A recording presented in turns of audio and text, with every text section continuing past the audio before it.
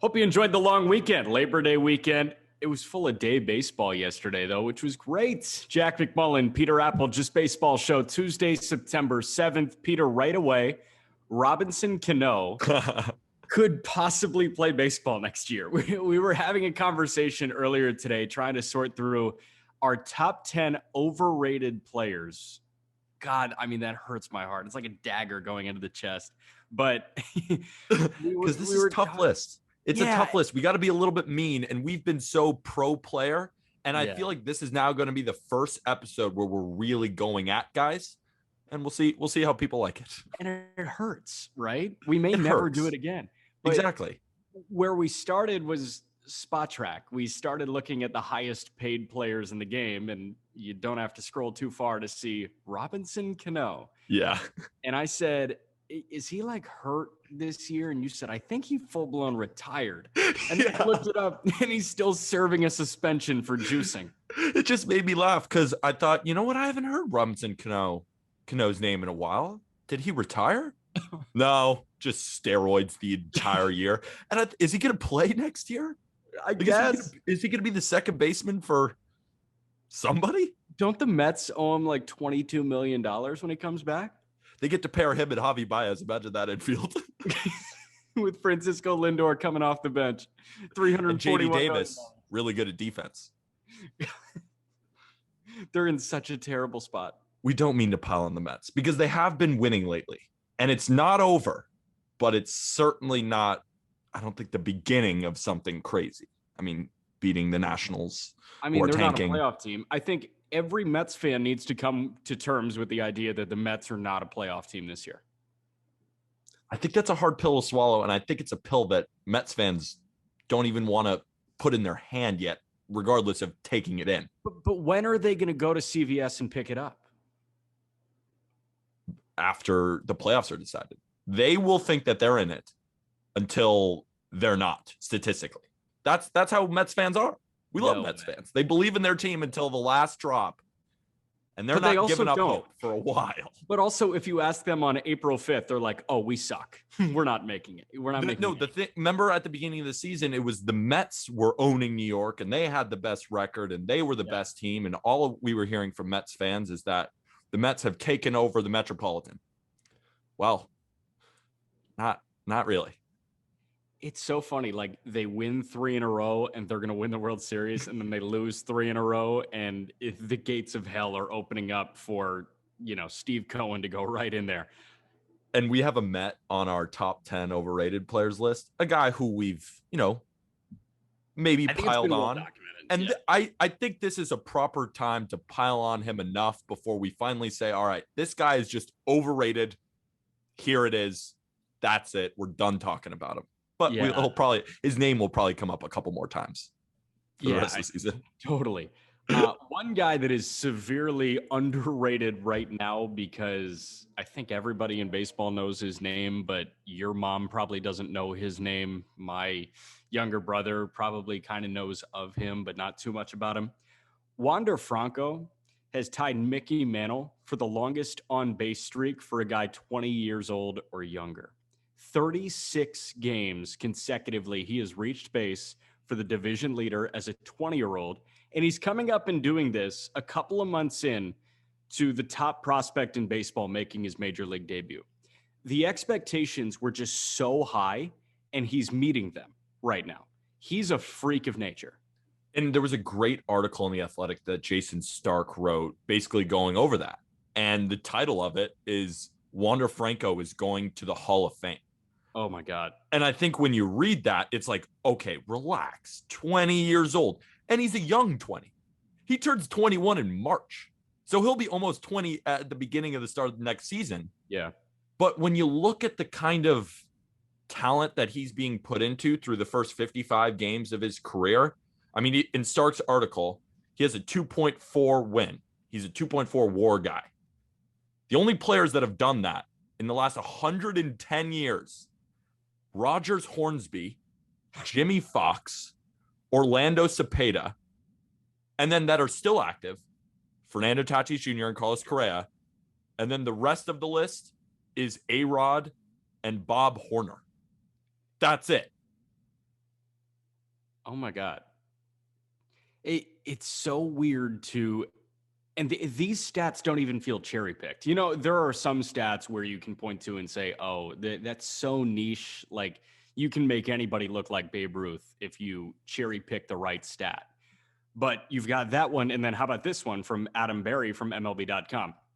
Rays 20-year-old shortstop Wander Franco has reached base safely in 36 consecutive games as of yesterday against the Red Sox on Labor Day, the longest active on-base streak in the majors, and tied with Mickey Mantle for the longest such streak in American League history by a player 20 years old or younger. Mantle was on base in 36 straight games from September 5th, 1951 to May 4th, 1952. Fellow Hall of Famer Frank Robinson owns the only longer on-base streak by a player under 21 years old, having reached base safely in 43 straight games from May 26th to July 7th of 1956. So 2 Hall of Famers, 2 all-time greats in the early to mid 1950s, and Wander Franco in the era of the high-velocity fastball and the strikeout is just getting on base all the time. He's become one of the best hitters on the team with one of the best records in all of baseball as a 20-year-old. I mean, think about this. Jason Stark asked an AL exec about Wander Franco possibly making the Hall of Fame, and this was his quote. Yeah, it might be a tick too soon to say he's going to the Hall of Fame, but I'll put it this way. You're not crazy to think that. How many times when you ask executives, hey, how good do you think this 20-year-old is going to be? They say, you know what? You're not crazy for thinking he's going to be a Hall of Famer. Yeah, right. Like they usually say, let's temper some expectations. I mean, we Ken Davidoff, who we talked to, he's not an AL exec, but he's a well-known name within the baseball media sphere. And he was basically like, oh, halt the brakes on Jason Dominguez. Relax. And now Jason Dominguez is doing very well. But it's the same thing with the execs. Halt the brakes. But with a guy like him, similar to, I think, a Juan Soto, when you just see something these guys can get on base and they can do everything at such a young age, you start to say, let's get on the train early because we do think this is going to happen.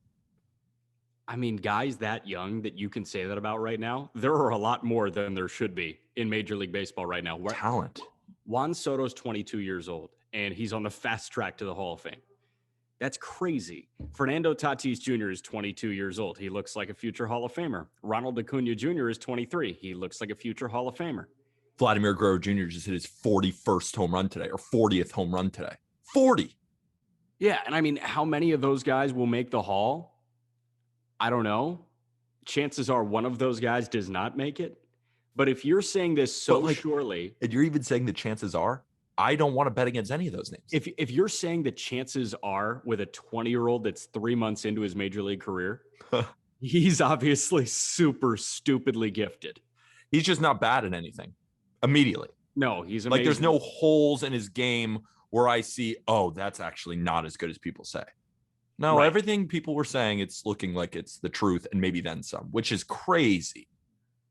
Right. So what could Wander Franco be as a 21-year-old next year in his first full season of Major League Baseball? He could hit 310. Realistically, he could hit 310. No doubt. Realistically, he could hit 25 home runs. I think so. Realistically, he could drive in 90. I think so. Realistically, he could be a 380 OBP guy. I think realistically, you're looking at 400. I know it's realistically, but I think a 300, 400, 500 split is what we'll see from him for the foreseeable future with what you're saying, 25 to 30 home runs. And he's probably going to steal 20 to 25 bags. He's going to play good defense too. Right. He's already got one of the strongest arms among Major League infielders. He's beefy. He looks like he's durable, like he's going to stay around, like he's not going to get hurt. I don't Shit. I'm a Yankee fan. He's going to be playing us for the next 20 years. Like he could go from 20 to 40. God, it's crazy to play this game with a guy like him. It's crazy. And he may quickly become overrated. I don't think he will. If I were to bet the house on something, I say that he's properly rated and he's one of the best players in baseball for the next 20 years. Is he a top 10 shortstop already? Oh. Yeah. Yes. That's crazy. What? That is crazy. Damn, he's a top 10 shortstop already. Holy shit. And that's a deep position. One of the deepest in baseball. Okay. We've got a couple of shortstops on our overrated list, but before that, we talked about me putting together something I heard, and I kind of looked inward. What am I doing at this stage of my life? Well, I'm currently in Fort Wayne. The Tin Caps have one more week of home games, one more week on the road, and then the minor league baseball season is over. So in about 2 weeks, I'm moving out of Fort Wayne. I'm going to split my time in between Chicago and Indianapolis. And that got me thinking. Let's look at the division leaders around Major League Baseball and take a gander at the median household incomes in each of those cities. I love this so far. Keep going. Cool? Yeah. All right. Our division leaders are the Milwaukee Brewers, the Atlanta Braves, and the San Francisco Giants in the National League. They're the Tampa Bay Rays, the Houston Astros, and the Chicago White Sox in the American League. I'm going to work lowest to highest.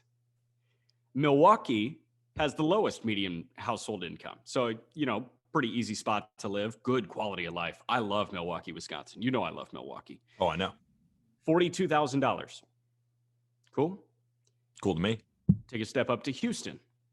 Good spot to live. Great spot. $52,000 median household income. Seems low. Seems a little low. Doesn't it? Tampa, $57,000 median household income. Interesting. That's St. Pete. Okay. Right? Florida. It makes sense. I think Houston would be way higher. I'm so surprised it's 52,000. It's a massive city, dude. It really is. It's massive. Yeah. Chicago. If St. Pete's at 57, what do you think Chicago's at? 65. 58. I was off. I was thinking, big city. It's got to be expensive. Atlanta is a bit higher than Chicago. They're $2,000 higher at $60,000. Interesting. Atlanta. Yes. Yeah. So Atlanta median household income is $60K, Chicago 58. What do you think the median household income in San Francisco, California is? It's got to be high as shit. Atlanta is the second highest at 60,000. You know what I hate? When people give you a number or people give you a situation and they say guess, and you're obviously looking for a high number, but then they totally outguess, and then you just kind of look like a loser. Just kind of like, well, and then you got to go back on your statement, ruins the whole story. So instead of me guessing, how about you just tell me? Because I was about to guess something absurd and I don't want to ruin it. Yeah. Okay. $112,000. Oh my God. I was going to guess 75. I should have just freaking guessed. You should have just guessed. 112. 112. Median household income in San Francisco, California is $112,000. Milwaukee is about 3 times less than that at $42,000. My mouth is open. 112,000. Where does that? I don't know if you did more research on this. Do you know where, like New York or LA, where those rank in median house incomes? Because 112,000. I know San Francisco, they tax the shit out of everybody. It's beautiful there. Love San Francisco. Yeah. Oracle is an amazing baseball stadium. But 112,000 seems like a lot. Yeah. So for reference, New York hovers around 60,000, much like Atlanta. LA is at 68,000. And then Seattle, which I know is a pretty expensive spot, is 102,000. Really? Yeah. Denver is 68,000. Right? And then San Francisco has to be number 1 in the country. Yeah, easily. I mean, you've heard those things about the poverty line in San Francisco. It's like you're $100,000. How the hell? But yeah, $112,000 is the median household income in the San Francisco metropolitan area. And I don't want to say it makes sense, because that is criminally cruel to people that make under that, which is pretty much everybody. But Seattle, tons of tech startups. And then San Francisco is, tech heaven, right? Silicon Valley. I guess it does make sense. Yeah. All right. I'm good with it. Kind of nuts, though. And I really Nuts. am surprised about Houston. And I cannot believe that San Francisco has overtaken Milwaukee by 3x. It's crazy. That's crazy. Because Milwaukee's a great place to live in. Milwaukee's a great place. I've got one of my best friends that lives out in San Francisco, and he loves San Francisco. It feels very financially unfeasible for a lot of people. Like, if I saw this number and I was moving out there, I would just have an anxiety attack on the plane. Like, I'm a very anxious, highly wound person, and I would just be like, how the hell am I going to afford to eat ramen? I have no idea. Making six figures and your average. Right. I mean, shit. That six figures was like, oh, in America, you're comfortable as hell. Six figures, you'll be good. You'll be set for life. Nope. Not in San Francisco. Six figures for a sandwich. Yeah. All these guys that we're about to talk about make a lot more than six figures. They are up near more. 7, 8. They sign 9-figure deals. And a lot of them just aren't really living up to the hype right now. Just spit on my water. I don't know what. We're talking most overrated players in baseball. Kind of same deal as last week. I took the most underrated pitchers. You took the most underrated hitters. Now we flip-flop. So you took the most overrated pitchers. I took the most overrated hitters. And we each put together top fives. We're not necessarily doing honorable mentions this go around, because the way we looked at it was there are a lot of guys that are at the top in terms of payroll, annual value on their salary or annual value on their contract, and they just suck. And I think everybody knows that they just suck. So why don't we start with those guys? You can rattle those off. We'll start with we all know that they're bad list. And just started off, Zach Britton, reliever for the Yankees. He used to throw 97. Now he throws 92, blows games, is hurt. I just don't think he's that good of a reliever anymore. Eric Hosmer grounds out more than he puts the ball in the air, is just not that good. And he's not even making up for it defensively, really. Will Myers, just not really that good at anything. Like, kind of okay at everything, which makes him average, but then he makes a shit ton of money. And then 2 pitchers. Patrick Corbin has been one of, if not the worst pitcher in baseball this year. I mean, since the crackdown of sticky substance, which we'll get into, 7.27 ERA, and then followed closely by another guy on the list, Dallas Keuchel, 7.26 ERA in 53 innings since the crackdown. This is the list of, we all know they're bad. They're not overrated. They just suck. You just named 2 of the 4 highest ERAs among qualified starters in Major League Baseball. Yeah, they're just not very good. Patrick Corbin has a 6.14 ERA across 27 starts. Dallas Keuchel has a 5.22. Patrick Corbin, let's say that among qualified starters, is the only guy with an ERA over 6. Next highest is Jordan Lyles, who everybody knows sucks, and he's at 5.63. So he is more than half a run worse than the second worst guy in Major League Baseball. Patrick Corbin signed for a lot of money. A lot of money. I feel bad. He's a Central New Yorker, man. We gotta give some Syracuse love. I know. And North Syracuse High School alum. Patrick Corbin, 2019 World Series, was a dog in the playoffs. And now he's the worst. Like, we talk about worst pitchers in baseball. Jake Arrieta's name comes up a lot. Matt Harvey's name comes up. Patrick Corbin and Dallas Keuchel really are in that mix. They really are. A fun story for any of our niche Syracuse, Central New York people listening. Patrick Corbin, just mentioned, went to CNS from Clay, New York, which is in Central New York.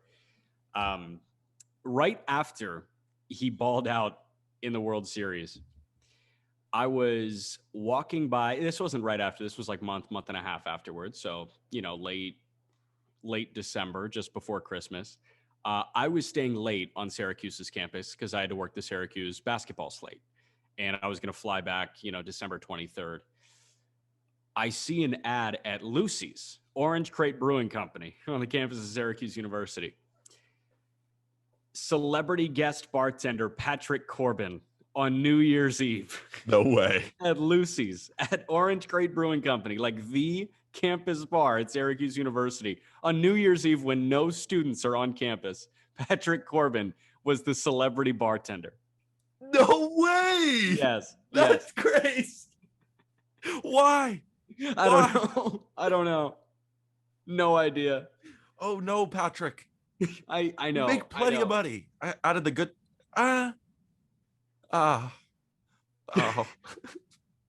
That's a very niche story. And if anybody that went to Syracuse University is listening, they're going to die. And if you didn't go to Syracuse, just know it's like local guy comes back and serves drinks at an empty bar on New Year's Eve.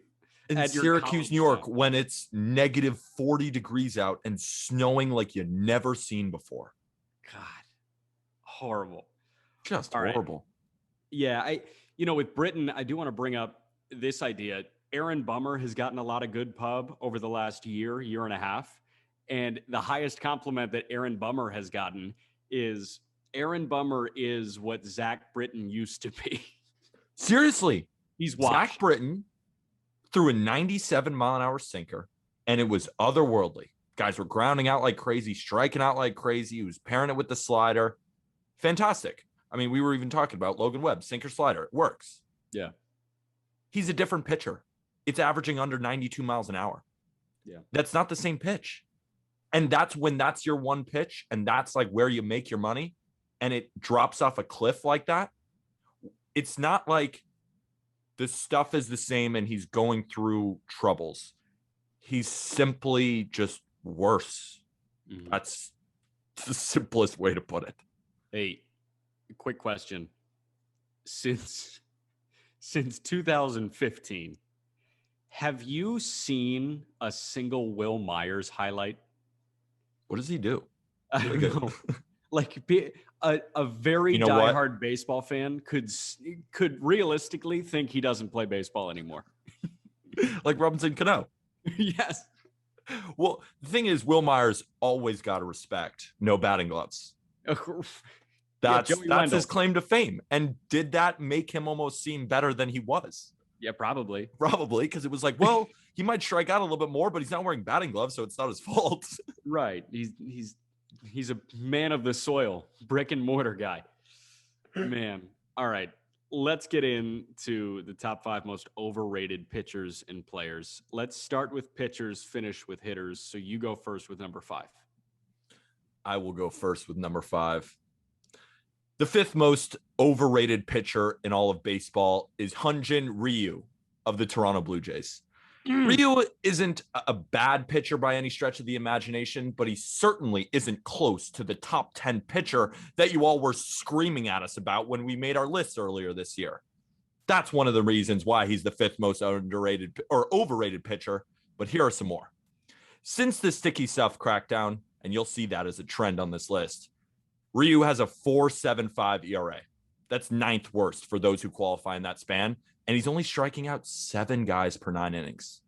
His ERA is near 4 this year, and his advanced numbers don't really indicate that he's been all that unlucky. He's 34, and he'll be 35 by the start of 2022.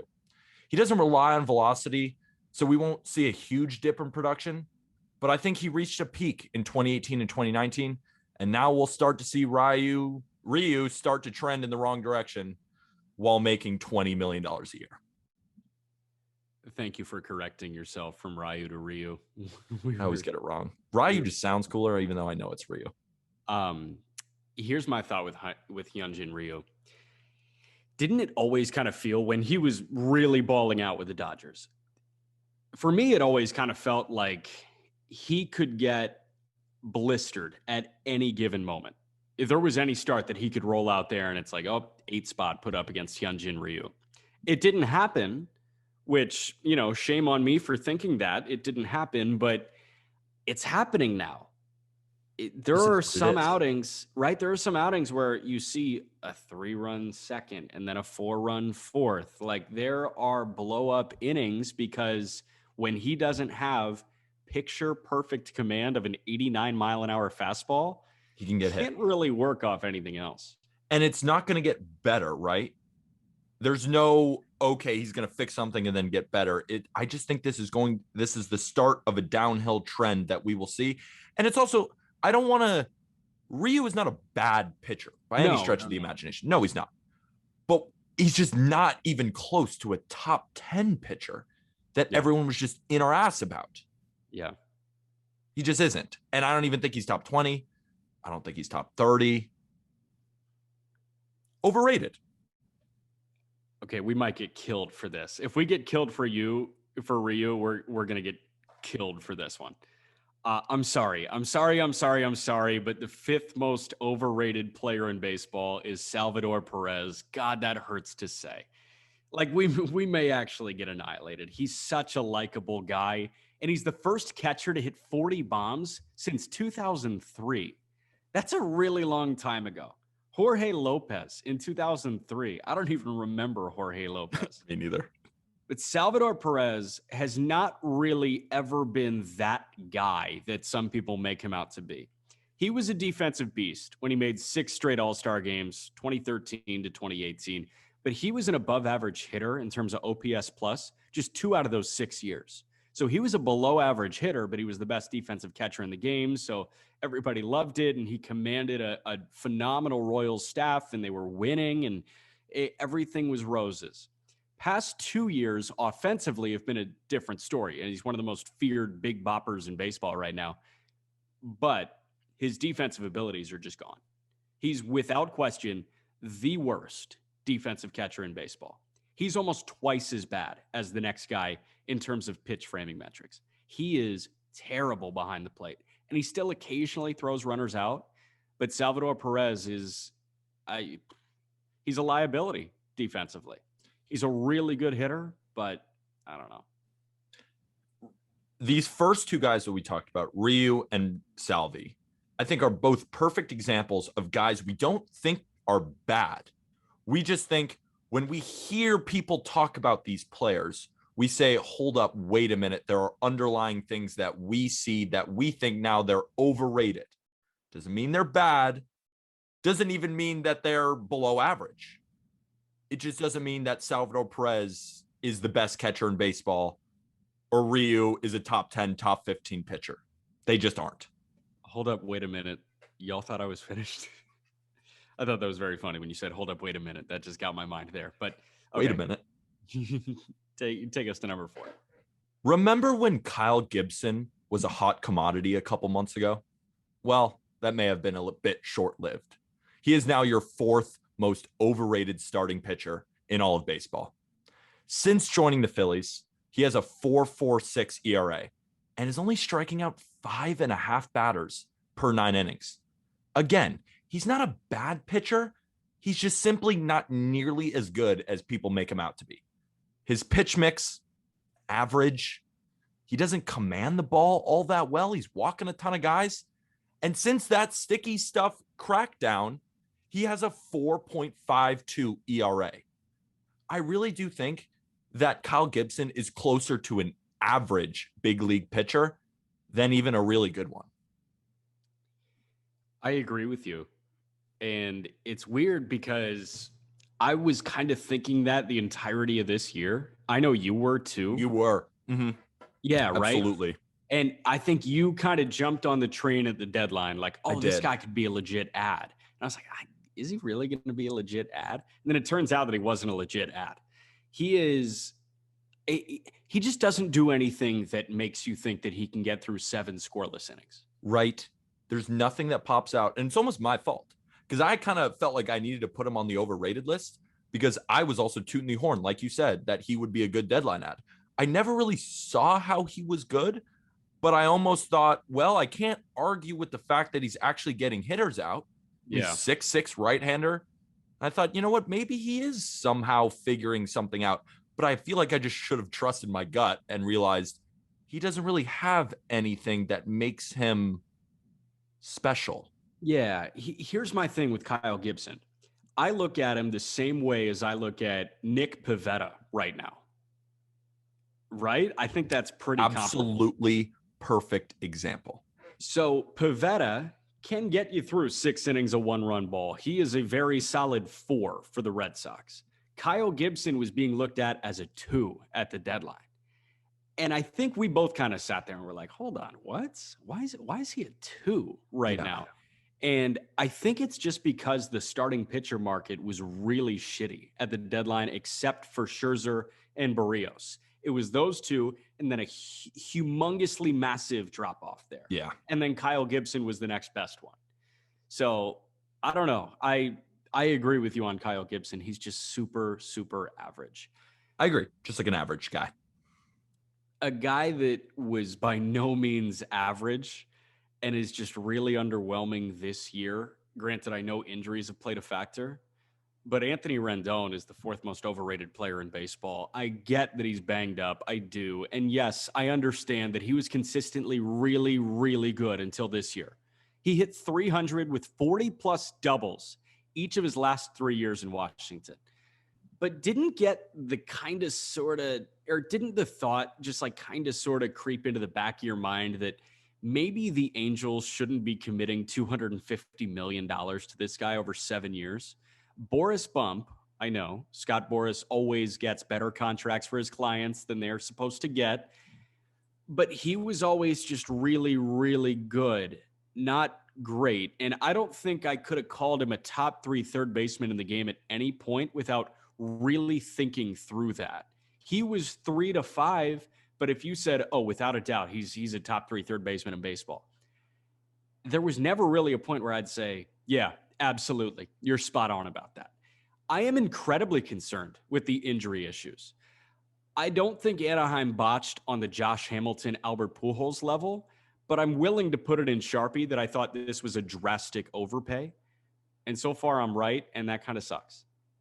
I will vouch for you. I remember it. We were talking about it. Just kind of, I mean, isn't it nerve-wracking whenever the Angels now sign a big hitter? It almost might not even be Rendon's fault. It might just be a curse now. Right. Like if Shohei, well, Trout when he's healthy is Mickey Mantle, but listen, Trout's not staying on the field right now. When Shohei Ohtani signs his $80 million a year deal, like he'll probably forget how to pitch. He might go to And a guy who seems like he's forgotten how to pitch is Aroldis Chapman of the New York Yankees. Yankee fans are all too familiar seeing the Yankee season ends at the hands of their flamethrower, Aroldis Chapman. This really hurts because I personally ranked him as the number 1 reliever in baseball, considering he added what looked like to be an unhittable third pitch. But let me show you where he ranks among qualified relievers since June 1st. ERA, 146th out of 156 at 6.23. WHIP, 154th out of 156th, 1.88. FIP, 152nd out of 156, 6.01. XFIP, 100th out of 156, 4.45. And his walk percentage is 154th out of 156. Oh my God. That's just so bad. And he continues to make close to $20 million a year as a reliever. I just don't know if I trust him anymore to get big outs. And that'll be a huge issue come playoff time. That's crazy. Yeah. I was going through cards earlier this year, and we did it on a prior episode. Is this worth more than $6? And I showed Aram an Aroldis Chapman rookie card with Cincinnati. And he said, oh my, that could be worth a lot. Aroldis Chapman was looking like a Hall of Famer at the beginning of this year. And then this shit happens. It's hard because you called Aroldis the best reliever in baseball. Yeah. We just addressed this on Friday. I called James Karinchak the best reliever in baseball. We didn't do too. That's like the only list we really just didn't do great at. But we did it before June 21st. Relievers suck. They're so hard. You never know what's going on in these guys' heads. God, I mean, Devin Williams was like top 10, and now he's getting better. But at the beginning of the year, he looked like shit. What's going on? How does this work? That's why you just never should pay relievers anything. You just never know. You really just never. Remember when Craig Kimbrell had like a 6 ERA? Now he's back to being elite again. It's like you just throw it's like the draft lottery. You just take a ping pong ball and you just take one out and hopefully it hits. Dude, I mean, the White Sox paid Liam Hendricks and he's just Bomba-palooza right now. He's just letting up homer after homer. I feel like a couple weeks ago we called the best reliever in baseball. Oh, speaking of a guy that is drastically overpaid, but holy shit, do I love him. Andrew McCutchen just homered. Yeah. I'm big fan of Uncle Larry, but he makes way too much money. I also bet on the Brewers in that game, and God, what a horrible game. 5-0 right now, as Thanks. we record at 4:47 on Monday afternoon. Okay. I want everybody to understand something right now. I genuinely used to love Javier Baez. He was easily my favorite player to watch in baseball in 2018 when he finished top 5 in NL MVP voting. I mean, he was El Mago in purest form, but now he's the third most overrated player in baseball. Something has just gone horribly wrong. He is, not speaking hyperbolically, one of the worst players in baseball in terms of strikeout rate and walk rate. I'm serious. He's in the top 1% in strikeouts and the bottom 1% in walks drawn. Let's put this another way. He's striking out 35% of the time. He's 28. The only time the strikeout rate has been worse in his career was when he played in 50 games and hit 170 as a 21-year-old rookie. The stubbornness kills me. It's been 7 years, and he still can't lay off a slider low and away in a righty-righty matchup, which, by the way, is the majority of matchups that you see. And for everyone telling me that he's a defensive wizard, he's a defensive liability. He makes SportsCenter's top 10 more than the average shortstop, but he is literally in the bottom half of the league in outs above average, and he leads the National League in errors committed. Javi Baez is a mess right now. He's dealing with team failure for the first time, and oh my God, is he crashing and burning. It's really hard to watch. Oh, God. That was amazing. All right. We promise not to keep piling on him till next episode.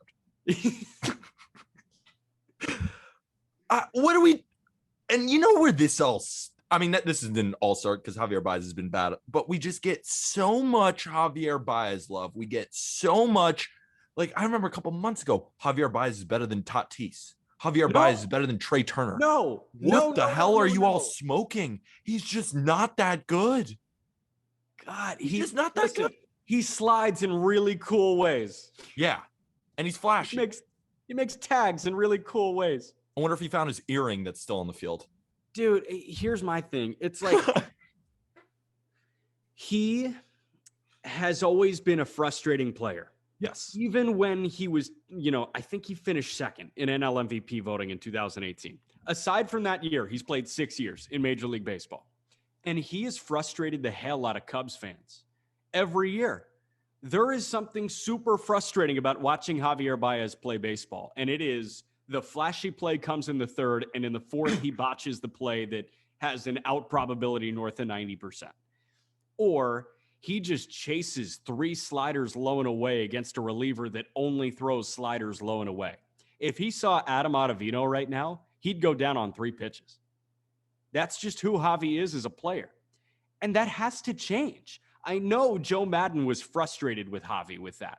He was. When he was managing him for years, he would say, as soon as he learns to lay off that pitch, he's going to be unbelievable. And he just never learned. How do you never learn? He just never learned. How do you never learn? We talked to Michael Schwimmer, and he said same thing about Bryce Harper, right? He couldn't lay off that buried breaking ball. And once he figured out how to lay off that buried breaking ball, he was the MVP. He doesn't do it anymore, and he might win NL MVP again. Think about it. Do you think he cares? He's almost got 30 home runs this year. Do you think he cares about striking out? Do you think that matters to him? Do you think maybe in his head, we're just not playing the same game? We might not be playing the same game. He might look at Wander Franco's game and say, I don't really want to do that. I want to hit 30 exactly. bombs. That's the thing. It's like, does he even want to migrate towards that kind of player? Or is he like, yeah, screw it. I love hitting bombs. I don't know. And another guy that had an amazing 2018 season and just hasn't been that good since is the second most overrated pitcher in all of baseball. His name is Aaron Nola. And I don't mean to keep piling on the Philadelphia pitching staff, but since 2018, he has a 4.01 ERA, yet is regarded as one of the better pitchers in the National League. He's just not. But he's not bad. But again, by no stretch is he an ace. And I would argue he's closer to a 3 or a 4 in a strong playoff rotation. Jeez. The sticky substance crackdown has also not been too kind, Aaron Nola. He has the 9th worst ERA in baseball since June 21st at 4.95 for those that qualify. His ERA this season is north of 4.5. And yes, he's been a bit unlucky when you look at the advanced metrics. But isn't he just supposed to be way better than this? He's 28. He should be in his prime right now. But if this is all he's got, well, the Phillies just need to add more starters if they want to make a push in the playoffs. Did I make it clear enough that I used to love Javi Baez? Because I used to love Aaron Nola. Me too. And going into this year, I sprinkled a couple of bucks on Aaron Nola to win the NL Cy Young because I thought this was the year he's going to turn it around. Him at LSU was the best college pitcher I've ever seen. Really? Yeah. Really? Him at LSU, and then honestly, maybe Kumar over the last couple of years. Those are the two that jump out to me. Leiter was pretty good last year. Leiter was good last year, but Kumar, dude, there's something about Kumar Rocker. I hope everything works out for him. Okay. But yeah, Aaron Nola at LSU, and when he came up and he was dominant for a couple of starts, and Nola has that. He has struck out 10 guys in a row earlier this year. He's still striking out a ton of guys, but he just has a knack for giving up home runs. Yes. He will walk guys. He has big innings. He doesn't go as deep into games as he once did. Yeah. He's just, I think people are just hanging on to that 2018 season, similar to a Baez, saying this is going to be the year now. No, this is going to be the year. He had a rough year, this excuse. And it's just like, all right, it's the end of 2021. He's having another not too good of a season. Is 2022 finally the liftoff? Like, when does Aaron Nola become an ace again? Yeah. I just don't think it's going to happen. Yeah. No, that's a great point. And I think Nola and Baez are very similar. Kind of similar. But Baez strikes out too much. Oh, God. Would Baez hit a home run off Nola or strikeout? If they had 50 at-bats against each other... 25 home runs, 25 Ks. I'm thinking 40 Ks and 10 homers. It's right closer to accurate. God. No in between. No walks. No.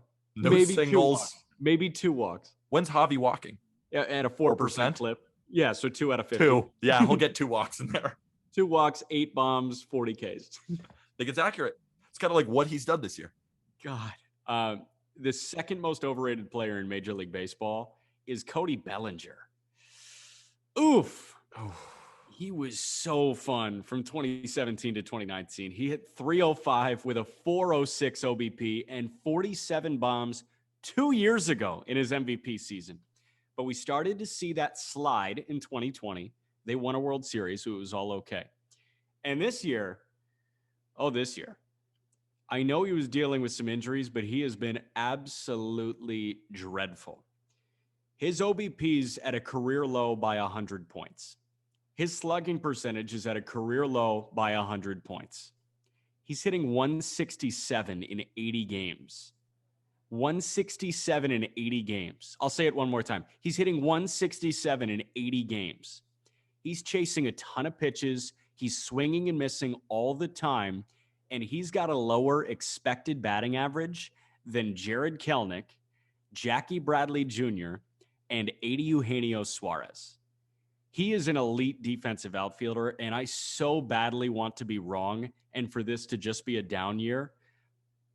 But I'm super worried the old belly's gone. This one's really tough because as a person, like watching Bellinger's personality, he's infectious. I love him. Makes me smile, dude. Makes me smile. He's an elite defender in center field. That hasn't changed. But goddamn, he just doesn't hit. He doesn't hit with runners in scoring position. He doesn't hit when nobody's on. He doesn't even walk. He's not. The power's gone. And this was an MVP. This was a guy who we thought was going to hit 40 home runs on a consistent basis. And we always knew the swing was long, but he was figuring it out. He was hitting in the 270, 280, 290. He could hit the high batting average. And it's like someone in that basketball movie with Bow Wow. Like Mike? Like Mike. He gets the shoes and he turns into Jordan. It seems like Cody Bellinger just took the Cody Bellinger shoes off. If we're going to compare this to a shitty basketball movie, we're going Thunderstruck with Kevin Durant, Oklahoma City, Kevin Durant. I bet you didn't know Kevin Durant had a movie. Had no idea. Of course not.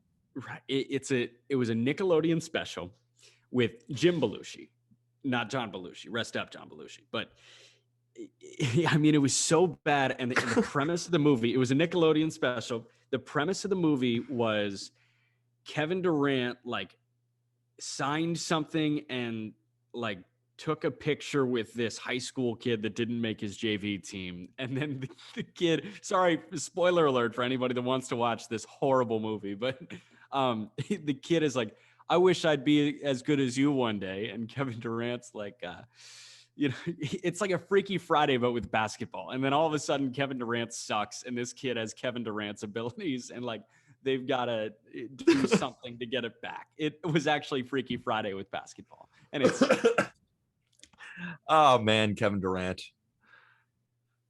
I mean, regardless, it just looks like someone just sucked the soul out of Cody Bellinger offensively. Yeah. And it's just sad to see because they're going to need him in the playoffs. And we were talking to Dustin about who you would start in your outfield. When you have Chris Taylor, you have AJ Pollock, you have Mookie Betts.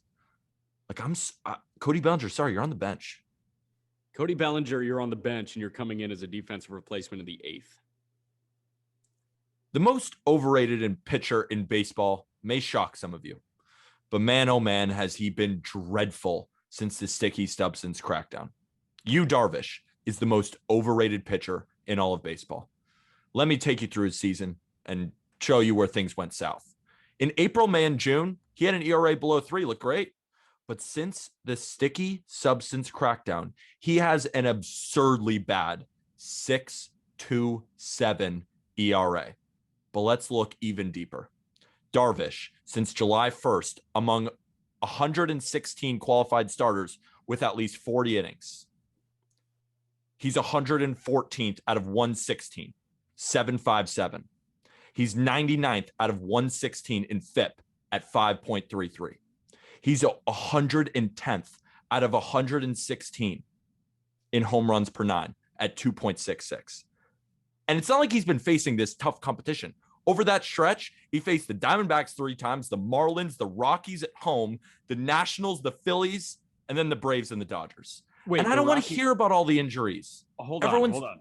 The Rockies at Coors or the Rockies at Petco? At Petco. Okay, the Rockies at Coors are like Murderers Row Yankees. The Rockies at Petco are like the Diamondbacks. Exactly. And I don't want to hear about all the injuries. Everyone's dealing with them. And back tightness shouldn't turn you from an elite to bottom of the barrel after 3 months. Ask yourselves, with Blake Snell heating up and Joe Musgrove continues to dominate, do you want him pitching more than once in a playoff series? My brain says no, which is far off from what Darvish is supposed to be.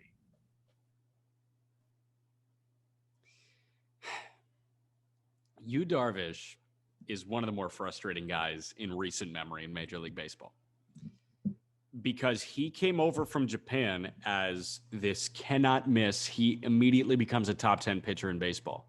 And he was.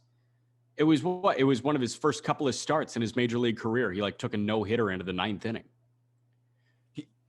He can be phenomenal or just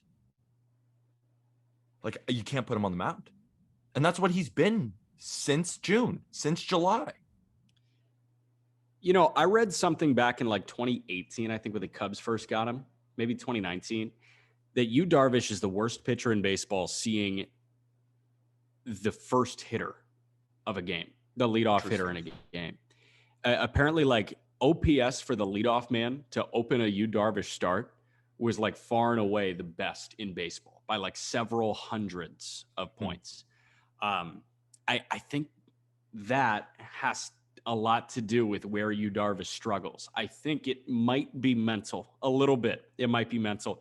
He throws like 12 pitches, right? Yeah. Honestly, if you throw 12 pitches, chances are it's because you're not confident in 4. Think about it that way. If Think you about it really that felt way. good, if you really felt good about your 4 pitches or maybe even a 5-pitch mix, you wouldn't need to add a 6th. And if you felt good about 3 of those 6, you certainly wouldn't try and add a 7th or an 8th or a 9th or a 10th. I mean, we see guys with 2 pitches get outs. And I know I said I don't care about injuries, and I think that's unfair. But what I've heard from you, Darvish, is that you can't blame it on the sticky stuff, and you have to blame it on the injuries because he's had back tightness, right? But he's still thrown, and you can't just blame it all on that. It's been 3 months. It's been 3 months of this. If he has back tightness, then shut him down. Shut him down. If he shouldn't be pitching, shut him down for a month and let him get fine. And it's not like he's not throwing 95 anymore. He's still throwing 95. Yep. So it's not like it's crushing him. Yep. All right, man. Most overrated player in baseball is Trevor Story. Did you know there are 11 active Trevors in Major League Baseball right now? There are 4 active Jacks and 3 active Pete/Peters. It's kind of cool. I would think that those 2 names would be a lot more frequent than Trevor, but holy Trevor, 11 of them. Especially Jack. I would think there would be a lot of Jacks. Yeah, I would think so too. I think I still counted Jackie Bradley Jr. as a Jack. Counts. Close enough. Close enough. But the Trevor that we focus on, Trevor Story, is having the worst defensive season of his career. He was branded as the bridge man between Tulo and Brendan Rodgers that was just too good to be just a time buyer because of his power, his speed, and his defense. Let's work backwards. Defense is as bad as it's ever been. Now to his speed. He had 15 bags in 59 games in 2020. He has 18 bags in 121 games in 2021. So the rate there is just falling off a cliff. And then the power. Over his last 2 full seasons, 2018, 2019, Story averaged 36 bombs and 97 driven in. If you expand his 2020, he had the equivalent to 30 homers and 84 driven in. So a little bit of a decline at Coors, but not too bad. He'll be lucky to sniff either of those numbers this year. And let's be honest here. With a lot of these power and speed do both guys, we tend to blatantly ignore the swing and the miss. Javi Baez until this year. This is actually the first time in Story's 6-year career that he has fewer strikeouts than games played. And he's still in the bottom third in the league in whiff rate. So if he's having his best contact year and he's still striking out what feels like all the time, that proves you were never really that good at putting the ball in play consistently. Coors Field effect. He is the poster boy for that. Yeah. More so than Arenado. I know a lot of people. More so than Arenado. A lot of people, full disclosure, were saying, and a lot of people with Just Baseball were saying that Nola and Arenado should be on this list. But the reality is Arenado's going to have 30 bombs and 90 RBIs this year, and he's going to hit around 280. He's going to have more than that. He has 29 right now. He'll probably end the season with 35 with 100. And he might hit 260, But, I mean, the glove is still fantastic, and 35 and 100 speaks for itself. I have something crazy to say that's maybe not even that crazy. Wander is better than Trevor Story. No, that's not crazy. Like that should go to show you that Trevor Story is the most overrated player in baseball if you consider the fact that people are out there right now saying he's still the best shortstop in baseball over Tatis, over Bogarts, over Trey Turner, when you can make the argument he's not a top 10 guy. And and we're not saying Trevor Story is bad. He's just not an elite guy. And he's going to be a free agent after the year 2. And it'll be interesting to see how the market evaluates him. And I think a lot of people are going to be shocked by how little that he gets. To wrap up the pod, let's play a game that I think Coward pretty much invented. I love Colin Coward. You love Colin Coward. I do. Shout out to you, Colin Coward, man. But he plays a game often where he takes a young quarterback and Joy goes rapid fire asking him Baker Mayfield or Justin Herbert. And he says, Herbert, quick reason why. Okay. So I'm going to be Joy. You're going to be Colin. Yes. I'm going to throw you Trevor's story and I want one sentence telling me why. Okay? Okay. And we're going to count to 10. Okay. Trevor Story or Xander Bogaerts? Xander Bogaerts, not close. Better hitter. Maybe not a better defender, but I just would way rather have Xander Bogaerts. That was a great Coward impersonation. Better hitter, way better hitter. Yeah, he's coming through me right now. For the sake of counting to 10, Story or Tatis? Tatis, not even close. Story or Bichette?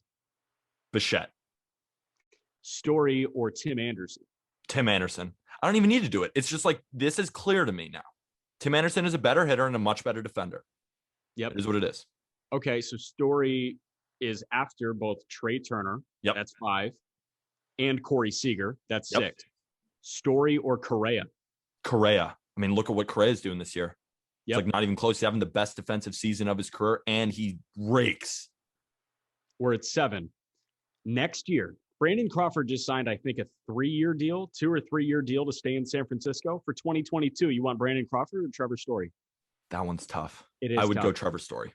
Okay, so that's still 7. I can go elsewhere. How about we go to? I'm thinking geographically. Who else am I missing right now? I'm just thinking about shortstops. Would I rather have him than Dansby Swanson? Yes, I would rather have Story. That's stupid to say otherwise. You go around the league. Mariners, JP Crawford, I'd rather have. Okay, I would rather have Francisco Lindor than Story. That one, it gets dicey. I still think I would rather have Lindor. I really do think I'd rather have Lindor as well. And then I'd rather have Wander. Okay, so that's 9. This may be blasphemous because Gleyber Torres is not having a good year. No. So what we just counted without even having any sort of research done, just by our own impression, Trevor Story would be our 10th pick in a shortstop draft. Willy Adames. I'd rather have Story than Willy Adames. Would you? God damn, I don't know. I think you're right, but the fact that it's even that close is insane. It is. It's really insane. Okay.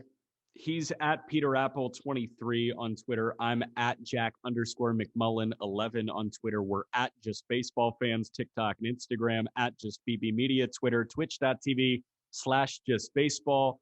What else are we on? We're on YouTube, Just Baseball. We just actually opened up a Discord as well, which is fun. And you guys can join that through the link in our bio. And if you are enjoying the podcast, it would mean the world to us if you could leave a 5-star review and a written note letting you know what you like about the pod. We're always trying to grow and get better. And tell us what you like or don't like about the list. I'm sure some players that you heard, you are gasping for air and saying, these guys have no idea what they're talking about. And we'd love to have that debate with you on our TikTok, on our Instagram. So leave comments on YouTube. Let us know where we went wrong. Let us know where we went right, because there's no way we could have been 100% wrong. And again, make sure to call us ass in the TikTok comments, Twitter, tweet at us. You guys are funny. Ass. Ever since we started doing that, people are DMing us being like, your podcast, you told us to me to DM to tell you your ass, which I love. I got a text from my dad saying, your ass. You told me to say this. Thank you, everybody.